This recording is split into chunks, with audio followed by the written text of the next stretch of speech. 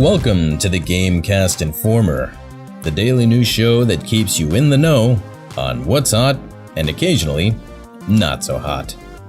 My name is The Voice at 106.7, otherwise known as Vox within the GameCast circle. You know, it's nights like these when I really wonder, how can shoes be real if our feet aren't real? And now, for the news. PlayerUnknown's Battlegrounds, now a streamer's wonderland. Now, bear in mind, this is not official news, but it is a rather interesting trend that I have been observing in the Steam community, among other forums.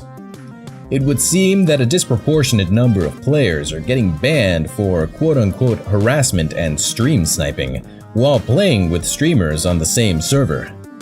Many enraged players are now flooding the Steam store page with negative reviews, stating that Bluehole is granting these streamers the ability to complain of being harassed during a stream and having players that are killing them banned, which in turn defeats the purpose of the game. Given that players are thrown into random servers, it is very unlikely that these streamers are actually being targeted, and thus may actually be in violation of the terms of service of the game themselves. All in all, the resounding consensus for PlayerUnknown's game is do not buy until they stop favoring streamers. Speaking of PlayerUnknown's Battleground, Oceania wants first-person servers. Oceania, the crown jewel of, give me a sec.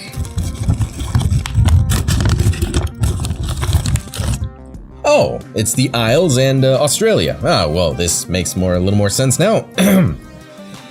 It would seem that the collective countries of Oceania would like for Bluehole to establish first-person servers for PlayerUnknown's Battlegrounds. Game devs are hesitant to comply, however, stating that the current player base in the region is too small to consider giving them their own servers.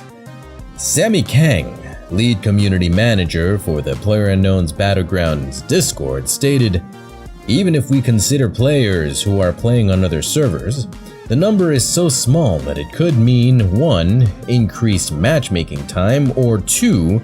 A small number of players in every session, which can both result in negative player experience." With that being said, the game devs are looking into different solutions for these island-bound players so that they too can enjoy getting their faces shot off. Or getting banned by streamers. Everything is Lifeless, with Planet getting a prequel.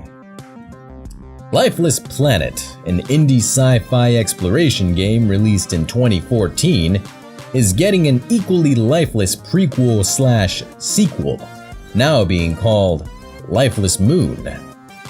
Stage 2 Interactive, the studio behind Lifeless Moon and Planet, states that Moon will take place many years before Planet, and that the two games are tied to the same concept, but are not in direct relation to one another, so Moon is not necessarily a prequel or a sequel, but rather a reimagining of the original.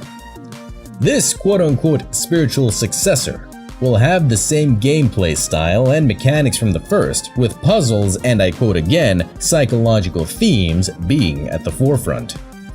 All in all, this looks to be another moody, but strangely intriguing walking simulator. Get ready to get scorned. Scorn, a horror game with an even more horrifying atmosphere, has gone into its first phase of Kickstarter backing, already reaching $57,000 of its $179,000 goal, with 34 more days to go.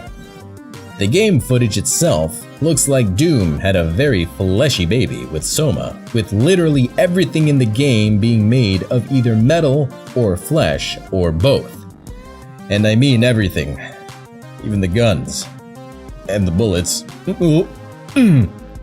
Anyway, the game is set to come out in 2 parts, with the first part looking like it's going to come out in October of 2018.